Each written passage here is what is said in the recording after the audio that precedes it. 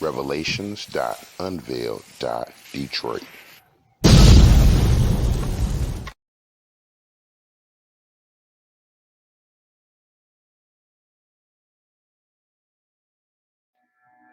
All praises, all praises, all praises to the heavenly, holy, almighty creator of infinity, eternity, the universe, and all there is. Hello, family. This is Revelations.Unveiled.Detroit. And once again, we are back together at the knee of wisdom with our spiritual eyes and spiritual ears open for the dissemination of the information to the holy hidden nation. All praises. And we are here in our zone of comfort, safety, care, and compassion, here in this continent of captivity and colonization, as we continue with the COVID-19 confusion, conundrum, and calamity. So, family, I am feeling that critical mass has been reached as it pertains to the COVID-19 C word. And so we are being respectful of the platform as it pertains to speaking on the corona COVID-19 virus. We have no fear of speaking the name. And today we will be sharing information from the Center of Disease Control and how they were able to obfuscate, eliminate, and not disseminate all of the pertinent information as it pertains to the coronavirus, and how this lack of information, this lie by omission, has caused many of the brothers and sisters and citizens of this continent of confusion to make decisions based on governmental interventions and private sector participation. So we will be going over an article outlined by the New York Times titled "The C.D.C. Isn't Publishing Large Portions of the COVID-19 Data It Collected." So family, we sit here so we can learn and discern and find out how we were all personally affected by what some say is a global simulation, part of agendas for nefarious outcomes, machinations of maniacal evil by shady characters not involved with the medical profession, but involved with the pharmaco cartels in conjunction with the government and the political action committees. And we began finding out how we were tricked, manipulated, propagated, or lied to as it pertains to COVID. And we began. For more than a year, the Centers for Disease Control and Prevention has collected data on hospitalizations for COVID-19 in the United States and broken it down by age, race, and vaccination status. But it has not made most of the information public. Did you know that, family? When the CDC published the first significant data 2 weeks ago on the effectiveness of boosters in adults younger than 65, it left out the numbers for a huge portion of that population, the 18 to 49-year-olds. The group the data showed was least likely to benefit from extra shots because the first two doses already left them well protected. So family, there's been a back and forth and a tug of war with the effectiveness of these so-called COVID vaccinations of the various companies and manufacturers, and the efficacy and the targeted demographics of those vaccinations and how well they work based on pre-existing conditions. The agency recently debuted a dashboard of wastewater data on its website that will be updated daily and might provide early signs of an oncoming surge of COVID-19 cases. Some states and localities have been sharing wastewater information with the agency since the start of the pandemic, but it had never been before released of those findings. But it had never before released those findings. 2 full years into the pandemic, the agency leading the country's response to the public health emergency has published only a tiny fraction of the data it has collected. Several people familiar with the data have said much of the withhold information could help state and local health officials better target their efforts to bring the virus under control. Detailed, timely data on hospitalizations by age and race would help health officials identify and help the populations at highest risk. Information on hospitalizations and death by age and vaccination status would have helped inform whether healthy adults needed booster shots. And wastewater surveillance across the nation would spot outbreaks and emerging variants early. Without the booster data for 18 to 49-year-olds, the outside experts whom federal health agencies look to for advice had to rely on numbers from Israel to make their recommendations on the shot. Family, all of the brothers and sisters of the diaspora between the ages of 18 and 49, your data set was not included in the findings for the recommendations of these vaccinations. The data set didn't even include information regarding Americans. The recommendations were from data sets from the country state of Israel. Kristen Nordland, a spokesman for the C.D.C, said the agency has been slow to release the different streams of data because basically, at the end of the day, it's not yet ready for prime time. She said the agency's priority when gathering any data is to ensure it's accurate and actionable. Really? Another reason is fear that the information may be misinterpreted, Nordland said. Dr. Daniel Jernigan, the agency's deputy director for public health science and surveillance, said the pandemic exposed the fact that data systems at the CDC and at the state levels are outmoded and not up to handling large volumes of data.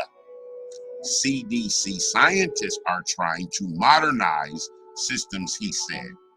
Family, so all of the information and news you have been overwhelmed with for the last 2 years has been traveling in an incomplete status of data sets through outmoded methods of dissemination. So their systems are old and outdated. However, you were receiving daily reports on deaths, hospitalizations, recommendations of action. We want better, faster data that can lead to decisions making and actions at all levels of public health that can help us eliminate the lag in data that has held us back, he said. So what held them back? Because the American public and the global audience were receiving so-called reliable evidences as it pertains to the spread, transmission, and outbreak of this plague. The CDC also has multiple bureaucratic divisions that must sign off on important publications, and its officials must alert the Department of Health and Human Services, which oversees the agency, and the White House of their plans. The agency often shares data with states and partners before making data public. Those steps can add to delays. The CDC is a political organization as much as it is a public health organization, said Samuel Scarpino, managing director of pathogen surveillance at the Rockefeller Foundation's Pandemic Prevention Institute. The steps that it takes to get something like this released are often well outside of the control of many of the scientists that work at the CDC. The performance of vaccines and boosters, particularly in younger adults, is among the most glaring omissions in the data the CDC has made public. Last year, the agency repeatedly came under fire for not tracking so-called breakthrough infections in vaccinated Americans and focusing only on individuals who became ill enough to be hospitalized or die. The agency presented that information as risk comparisons with unvaccinated adults rather than provide timely snapshots of hospitalized patients stratified by age, sex, race, and vaccination status. So, family, they were, instead of reviewing the efficacy as it pertains to breakthrough infections of vaccinated people, they shifted their focus to those who were hospitalized and may die, and the focus was on those who were unvaccinated more so than those who were. But the CDC has been routinely collecting information since COVID-19 vaccines were first rolled out last year, according to a federal official familiar with the effort. The agency has been reluctant to make those figures public, the official said, because they might be misinterpreted as the vaccines being ineffective. So they don't want the information out, family, with eyes of scrutiny, objective, critical analysis that would fortify many voices in the world that say the vaccines are ineffective. Nordland confirmed that as one of the reasons. Another reason, she said, is that the data represents only 10% of the population of the U.S., but the CDC has relied on the same level of sampling to track influenza for years. Some outside public health experts were stunned to hear that information exists. We have been begging for that sort of granularity of data for 2 years, said Jessica Malati Rivera, a public health researcher and part of the team that ran COVID Tracking Project, an independent effort that compiled data on the pandemic until March of 2021. A detailed analysis, she says, builds public trust, and it paints a much clearer picture of what's actually going on. Concern about the misinterpretation of hospitalization data broken down by vaccination status is not unique to the CDC.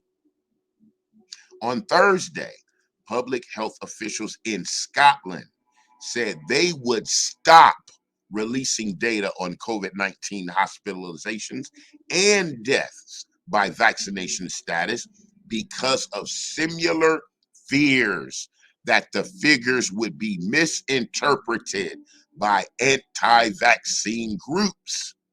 So family, we have governments who are now stopping the release of data because apparently the numbers would fly directly into the face of the effectiveness of the boosters that are being forced or mandated or highly suggested that the public take. But the experts dismissed the potential misuse or misinterpretation of data as an acceptable reason for not releasing it.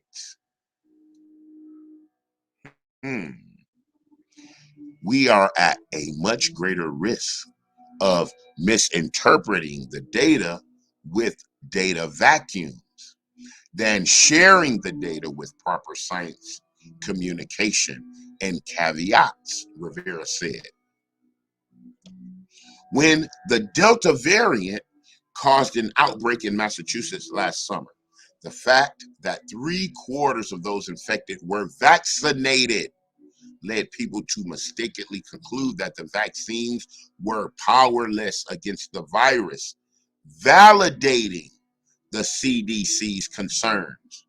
So family, the CDC is concerned that these outbreaks destroy the myths of these vaccinations of these pharmaco companies. But that could have been avoided if the agency had educated the public from the start that as more people are vaccinated, the percentage of vaccinated people who are infected or hospitalized would also rise, public health experts said. I'll reread that. But that could have been avoided if the agency had educated the public from the start that as more people are vaccinated, the percentage of vaccinated people who are infected or hospitalized would also rise, public health experts said. Tell the truth, present the data, said Dr. Paul Offit, a vaccine expert and advisor to the Food and Drug Administration. I have to believe that there is a way to explain these things so people can understand it. Knowing which groups of people were being hospitalized in the US, which other conditions those patients may have had, and how vaccines changed the picture over time would have been invaluable, Offit said. Relying on Israeli data to make booster recommendations for Americans was less than ideal, Offit noted. Israel defines severe disease differently than the US, among other factors.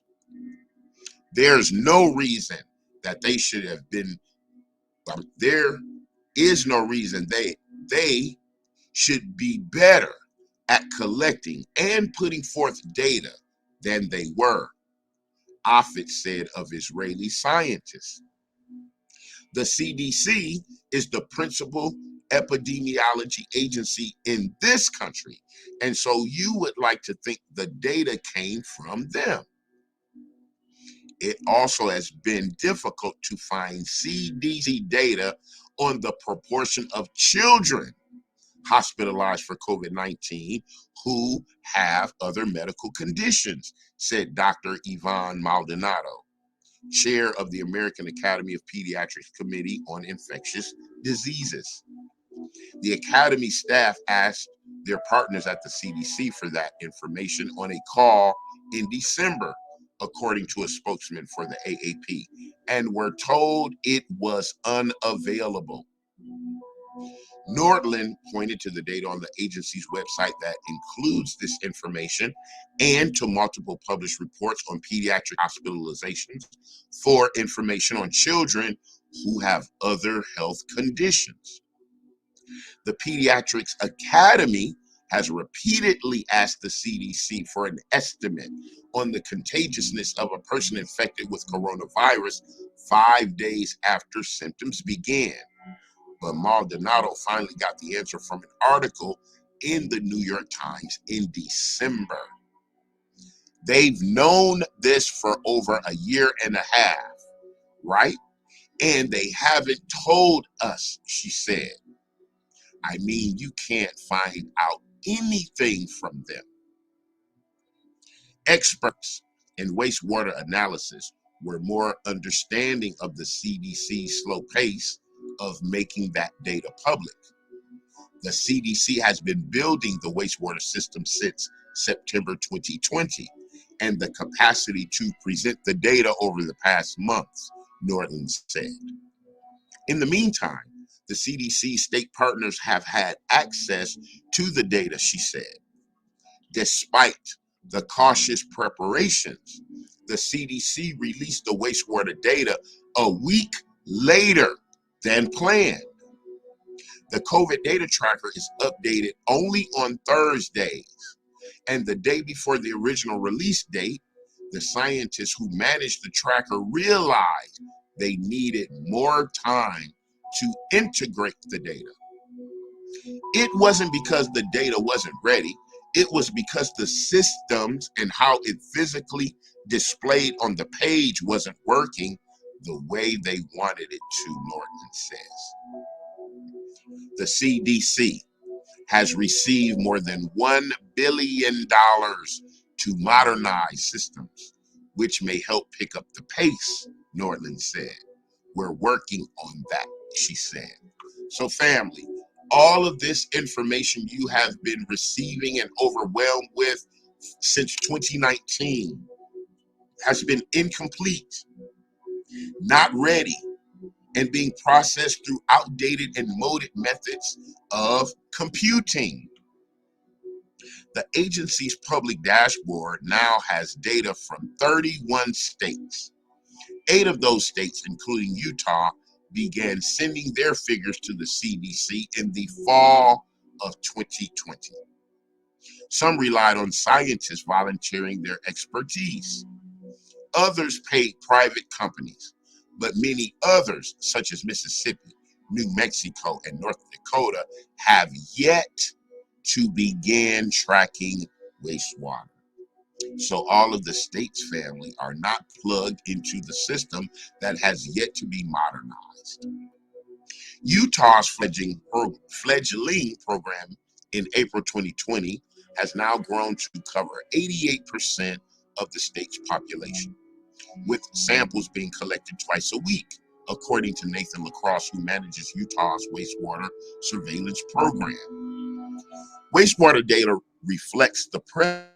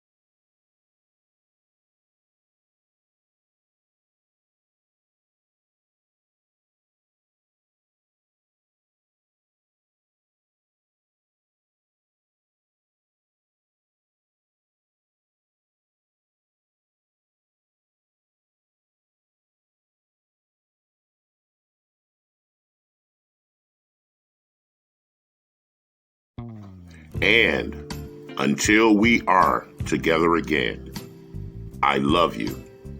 I love you. I love you. To be continued. Revelations.Unveiled.Detroit.